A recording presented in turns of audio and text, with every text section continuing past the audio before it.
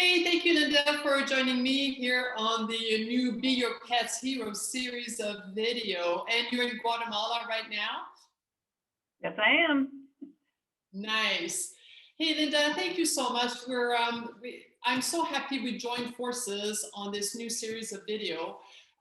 You have founded Unidos para los Animales in Guatemala, although you're a Canadian citizen.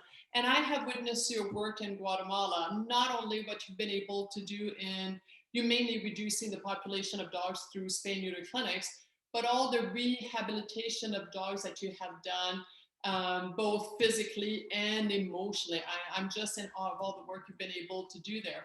And we've been able to connect because, of course, in Canada, I've been working for many, many years on res dogs. And the res dogs and the street dogs, I assume, were fairly facing about the same problems, but they're not really. Certainly on the res dogs, and I use the word res without any prejudice, the res dogs here in Canada, certainly if they haven't been socialized properly from the beginning, which is not uncommon on vast pieces of land here where the dogs are not owned, certainly the early lack of socialization marked the rest of their lives. The other thing that we've seen in these dogs, puppies especially, is that they may have fear-based experience, especially toward other dogs because they're free roaming. And those are two things that have really impacted their lives. The other thing that's hard on res dogs here, especially for females, is that they may give birth in the winter time. And of course, in the winter time, access to food can be difficult for them when they're not owned. And therefore, I don't think they're physically and physiologically very strong.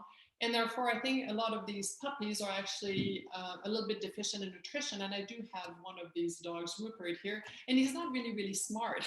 And I think he was born in the winter time.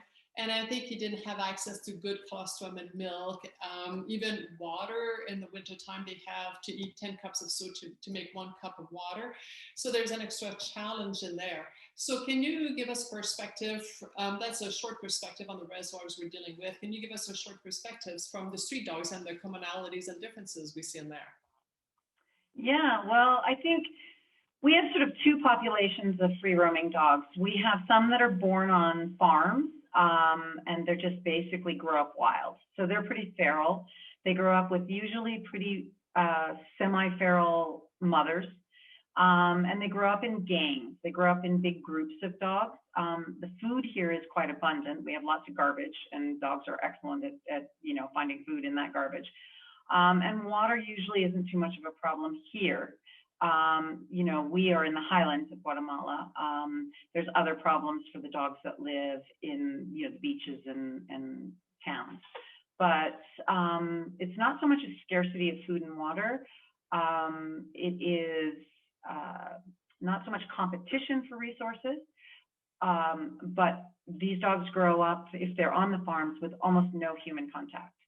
So they are pretty fearful of humans and pretty affiliative to other dogs. So they do better with other dogs than they do with humans. The males here aren't so rough on the pups, and they tend to do okay. They get a lot of road accidents, crossing the roads, that kind of thing. So we do have a lot of injured dogs. The other population of free roaming dogs, which we kind of term as street dogs, are actually owned dogs. The culture is quite different here, and people tend to just open their door in the morning and let their dogs out. And if they come home at the end of the day, great. And if they don't, oh well, we'll just get another puppy. And a lot of those dogs get out and go roaming after females in heat and disappear for weeks on end. So those dogs generally have had more contact with humans, and they aren't quite so feral, but some of that contact could have been pretty rough. It could have been not very pleasant. People throw rocks at them and shoo them away with brooms.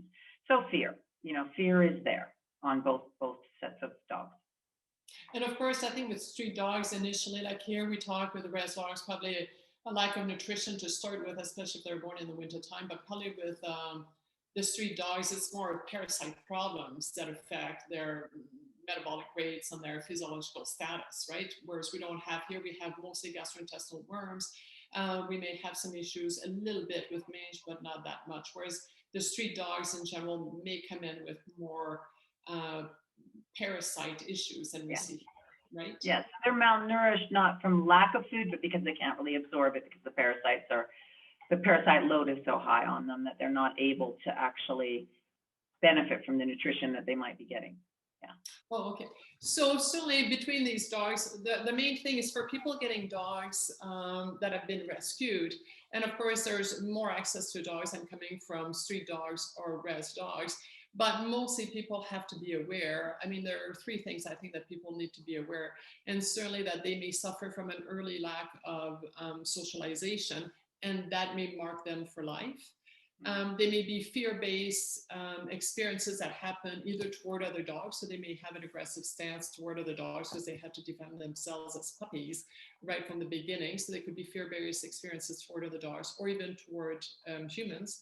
And then finally, nutritional status, physiological status, diseases like certainly other street dogs like heartworms and anemia from Ehrlichia. So those are three things that make it a little bit more difficult, makes res dogs, street dogs, a bit of rougher start in life. That would be correct from what you see there? Definitely. And Yeah.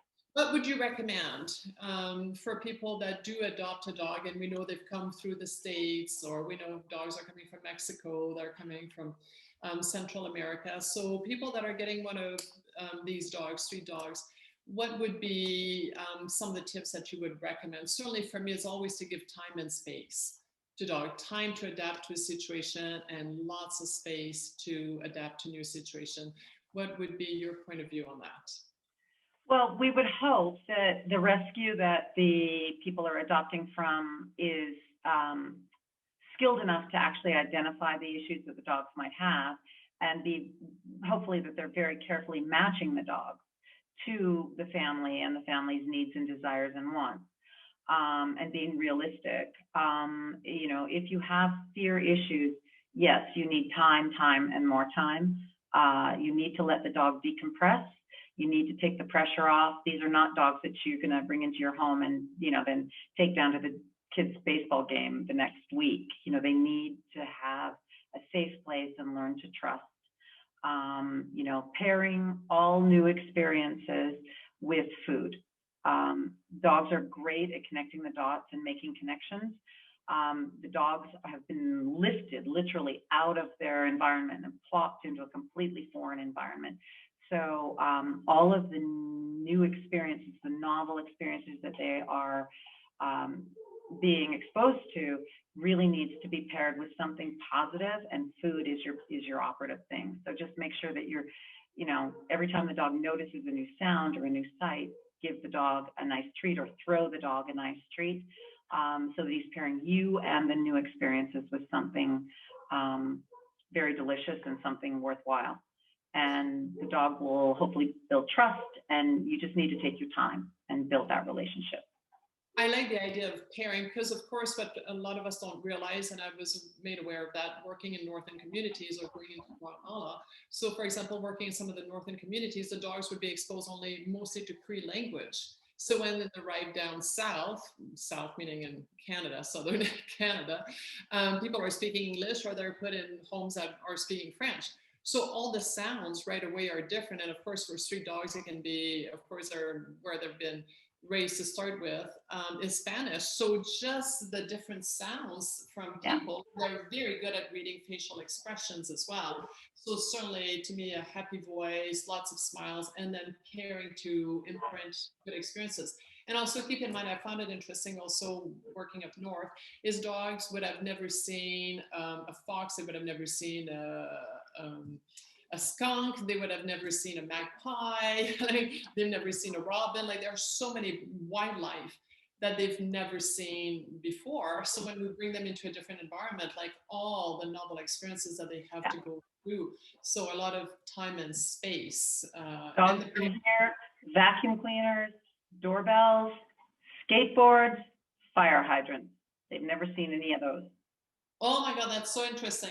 Well, Linda, that's such a great introduction. Thank you so much. I mean, I'm really amazed by the work you're doing. And of course, you're a graduate of the Academy for Dog Trainers, which is considered the Harvard of School for Dog Trainers. So let's catch up on another video and go a little bit deeper on some of these subjects. Thank you. Thanks so much.